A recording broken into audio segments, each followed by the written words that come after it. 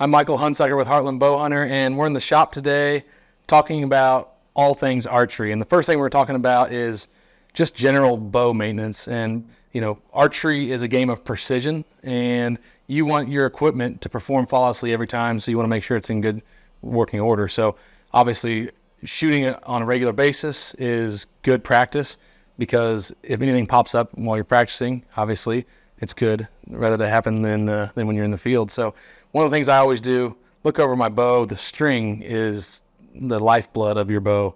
And if you don't have, a good quality string that's in good shape, it can get you in some trouble. And obviously we're hunting in remote places all the time and, pulling bows up trees and climbing mountains and all over the place. So easy for a string to catch a nick or, get frayed. And so using some string wax is something that we use a lot, just to make sure the bow stays good working order, keeps the string in good health. So you just rub a little on the string and rub it in. If there's any sort of little frays, it'll help work them down, and it'll keep your bowstring good. The other thing, obviously, is checking all of your bolts and making sure everything's tight. Over the years, we've had stuff come loose, and it always seems to happen in the worst case, possible time. And so checking it once over on your big things, obviously, are your arrow rest, which controls where the arrow goes, and then your sight. And you don't want any of that stuff moving. Another thing that actually is unrelated to the bolt side of things is the peep sight.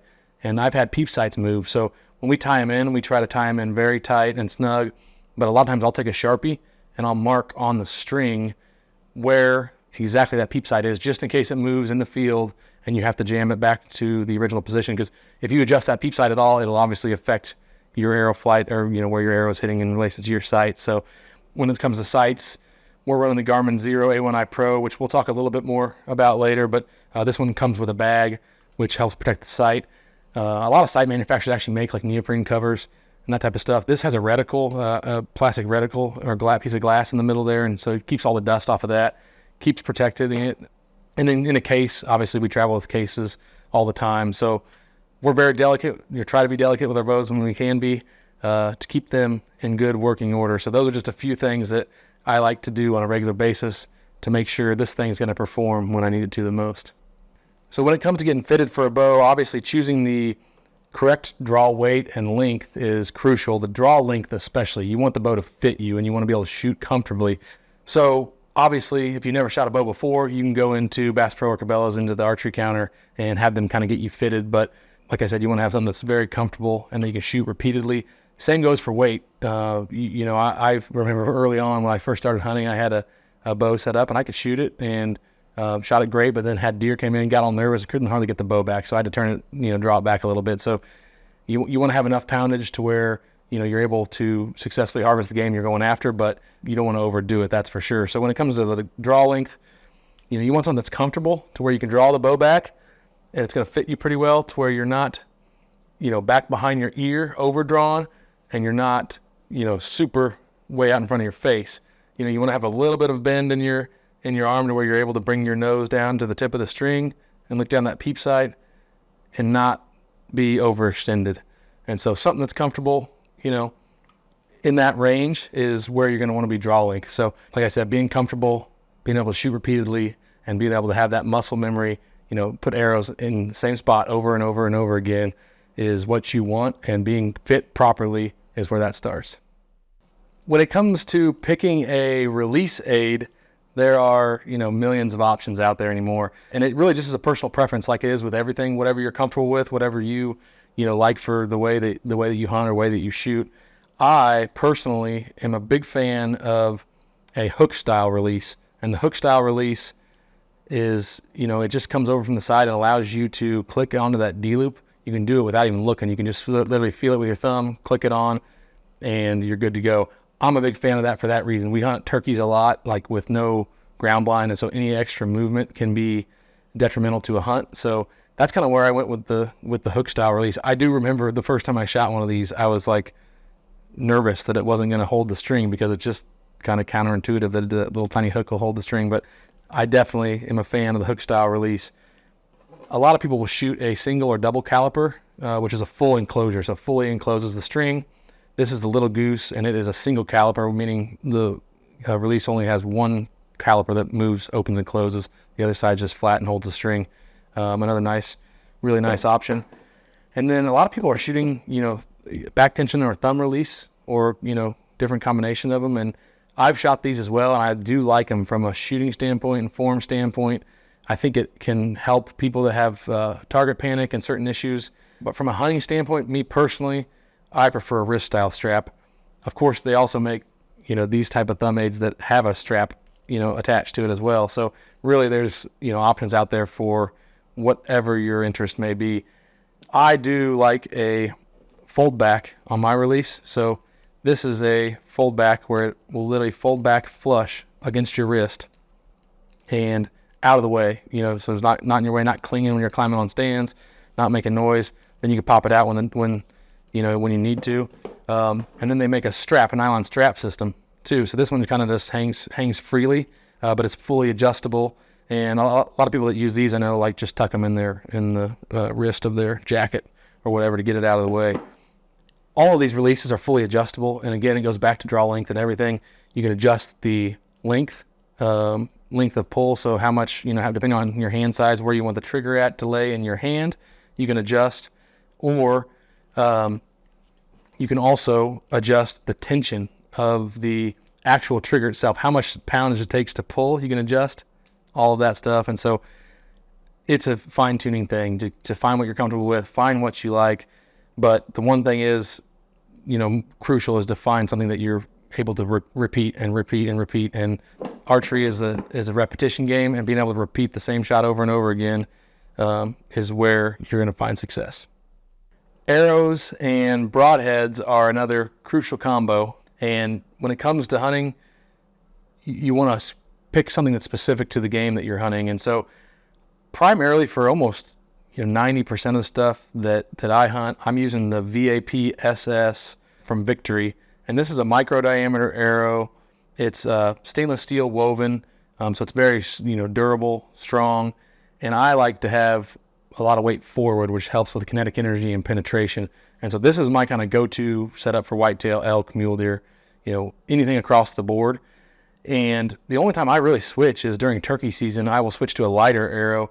And the reason I like a lighter arrow during turkey season is because you're not so concerned with penetration with them being small animals. But what you are concerned with is being pin precise, accurate, and having no margin for error. So these, the trajectory on this lighter arrow is much flatter, and your distance from 20 to 25 is a lot less than it is with a heavier arrow. This arrow comes in right around 500 grains, and so it's a pretty heavy arrow overall. But when it comes to hunting elk, you want something, a big game like that, you want something that's going to pack a punch and have good penetration. So that's kind of my two kind of arrows that I like to look at. Obviously every arrow has a spine, which is kind of its stiffness, and there's a chart where, depending on how much weight you're pulling, how long your draw length is, you can kind of dial in what kind of spine you need exactly. So when it comes to the broadhead side of things, there's the old great debate of fixed blades versus mechanicals.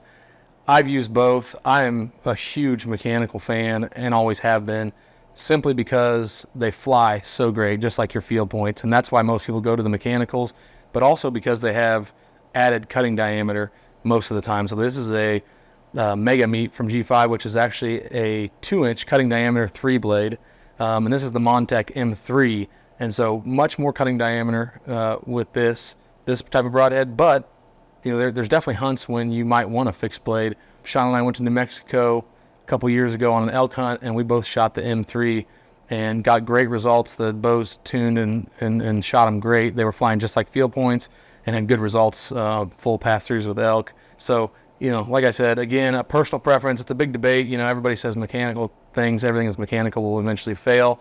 There may be some truth to that, but I can say that I have shot a lot of animals with this broadhead right here and have been absolutely floored with the results. So I will continue to shoot the mechanical for most of my hunts, and then switch to a fixed blade if I'm hunting something real big, elk, moose, bear, that types of stuff. So again, if you're going for accuracy and added cutting diameter, the mechanical may be the way to go. If you want, something that's going to pack a punch, if you're worried about hitting bone, shoulder blade, that type of stuff, obviously the fixed blade is the way to go for you there.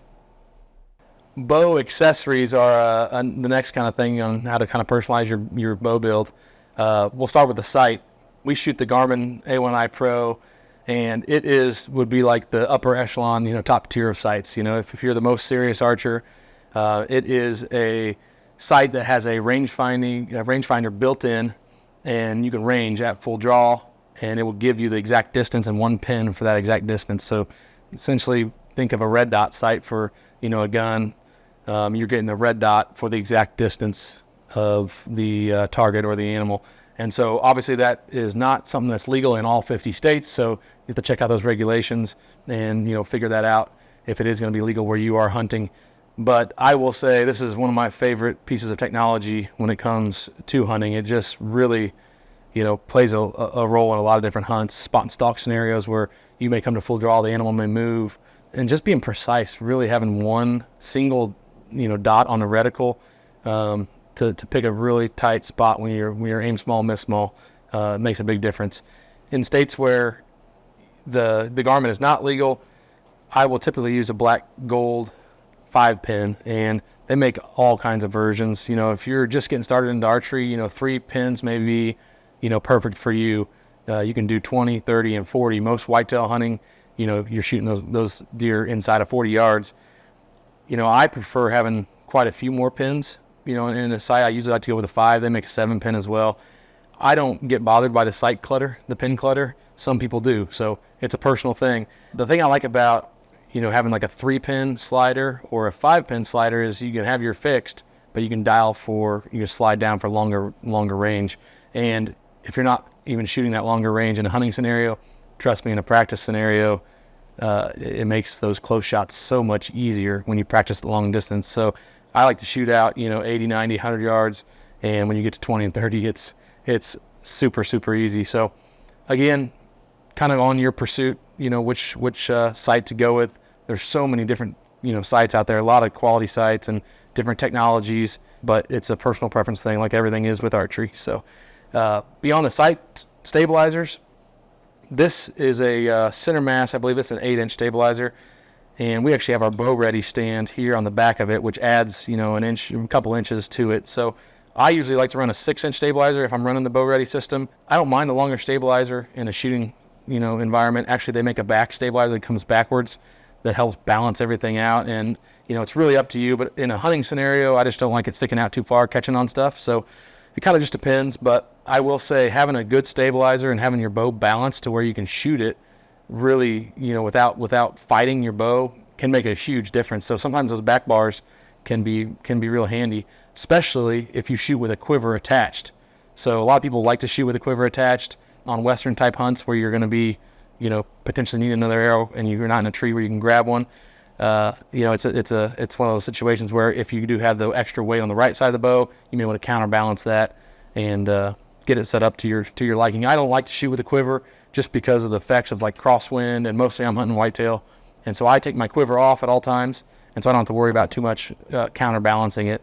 This is the center mass 4-arrow quiver, and I actually prefer to run, usually a 5. I like a 5-arrow quiver or a 6-arrow quiver most of the time because we have these legs that go onto our bow stand stored in one of the slots. So if you're running a 4-arrow quiver, you're down to 3, limited to 3, and a lot of times we're hunting areas that are population dense, and we're doe hunting and or turkey hunting, where you can miss easily and you may need other arrows. So you could be like Ted Nugent and run 10 arrows if you wanted to, but really just a matter of how many arrows you want to take with you to the field. But I will say you always want to make sure you have enough to do what you need to do. So those are the kind of the main accessories aside from the arrow rest is the sight, the stabilizer, and the quiver. Once you got your bow all set up and decked out, the next thing to do is go sight your bow in before you take to the field. I always start out nice and close. We shoot usually inside in the range and shoot 10 yards, so you get it fairly close. And then once you step back to 20, you want to just dial in your 20, get it perfect. And every sight's a little bit different, but usually that's the first step, is getting your 20 set, and you want to make sure you lock that in place perfect, because you're going to usually build off of there. With this Garmin Zero, you definitely, start with a 20-yard pin and you build everything from there. With the sliding pin, you're going to set your 20, and that's going to be your main housing, and then everything's going to build off of there. So take the time. Don't be in a rush when it comes to sighting in. And the one thing that I learned, early on about, when you're sighting it in, it's a little bit different with rifle scopes and everything across the board, but you want to chase your arrow. So say you step back to 20 and you are low and to the right. So what you want to do is you want to bring those pins down to your arrow. So you'll drop your sight housing down and you'll drop it to the right. And that's what you're moving, is your windage and elevation of your actual sight housing for the 20-yard setup. Then, depending on your sight, when you go to sight in for 30, like on this black gold specifically, you're going to move the pin individually. So you don't move the sight housing again. 20's solid, it's dead on. You're going to start and you're going to adjust the pin. So as you step back, you can adjust each pin and just fine tune. And I don't worry, I will say at the close range, left and right, I don't worry about getting too close at 20, because you're not going to really see those misses until you step back to longer range on the windage adjustments left and right. So if you're, an inch right at 20, well, once you step back to 40 or 50, you're going to see, that extrapolated, and then you'll be able to tune it out there. So left and right, you're only adjusting the main sight housing on everything with each individual pin. You're going to be doing those individually. So find a sight that you're comfortable with, that you can shoot. If it's, too many pins for you, if you don't like the obstruction, go less pins. But that's how you're going to get started off and get sighted in the field. And then once you start shooting targets, then the fun happens. Then you can head out and get after some animals. So we actually are not far from that now. We've been setting up a bunch of bows in the shop, and hunting season is just around the corner.